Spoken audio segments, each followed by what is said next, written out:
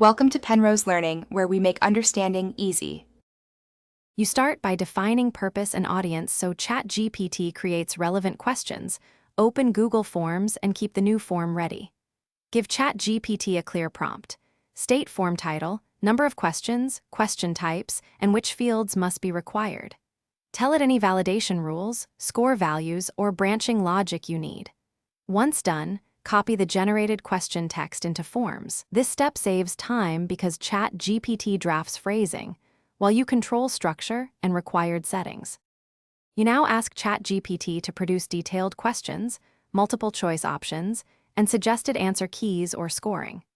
Request section headings and conditional logic if different audiences see different items. This helps when you need branching flows. Make sure Chatgpt includes short help text for ambiguous items and explicit validation rules like number ranges or email formats. Then paste each question into Google Forms, set types and required toggles, and add descriptions, because Forms applies behavior while Chatgpt supplies wording and structure. You finish by previewing the form and submitting test responses to confirm branching, validation, and scoring behave as intended.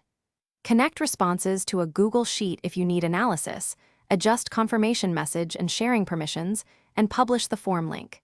If something breaks, like skipped sections, check that each section's continue button points to the correct destination and that required questions aren't blocking navigation.